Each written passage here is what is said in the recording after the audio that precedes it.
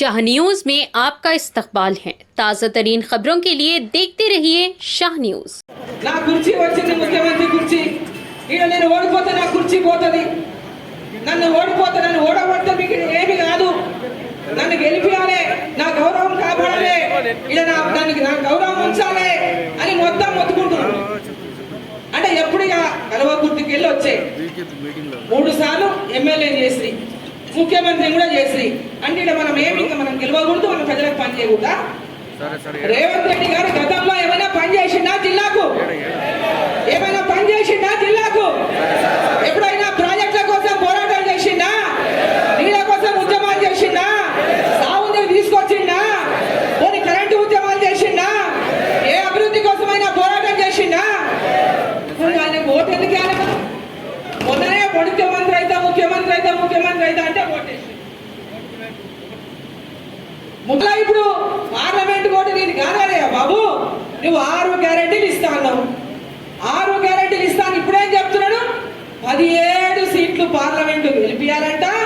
17 గెలిస్తే రాహుల్ గాంధీ ప్రధానమంత్రి అవుతాడా 17 గెలిస్తే రాహుల్ గాంధీ ప్రధానమంత్రి అవుతాడా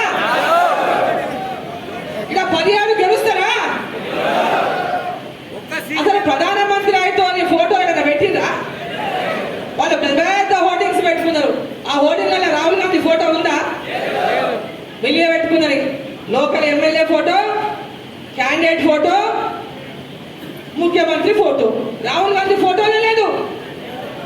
అంటే రాహుల్ గాంధీ ఫోటో పెడితే ఓట్లు రావని మనకు అర్థమైపోయింది ప్రజల మధ్యన మనం పనిచేస్తూ ఫస్ట్ మన బూత్ని మన గ్రామాన్ని పటిష్టత పరుచుకొని 1000 ఓట్లున్న గ్రామంలో కనీసం 500 ఓట్లైనా మన సైడ్ తెచ్చుకోగలిగితే మన గ్రామంలో మనకు పట్టు దొరికితే మనం ఆ గ్రామంలో లీడర్ అవుతాం ఆ లీడర్ దగ్గర ఓట్లున్నాయంటే ఎవరైనా సరే నా సీటోడు కూడా సంకనకుండా మీ దగ్గరకు రావాల్సిందే అది కార్యకర్త గొప్పతనం అది ఆ పట్టు సాధించిన రోజు ఏ రాజకీయ నాయకుడైనా మన ఇంటి గడప దొక్కాల్సిందే మన దగ్గరికి రావాల్సిందే ప్రజల పక్షానున్న నాయకుని దగ్గరికి ఖచ్చితంగా ఏ పార్టీ వాళ్ళైనా వచ్చి అన్నా ఒకసారి చూడు మీ ఊర్లో కొంచెం నాకు మద్దతు ఇవ్వు అని అడిగే పరిస్థితి వస్తుంది అన్న ఆ పద్ధతిలో మనం పనిచేసిన రోజు ఖచ్చితంగా మనం నాయకులమైతాం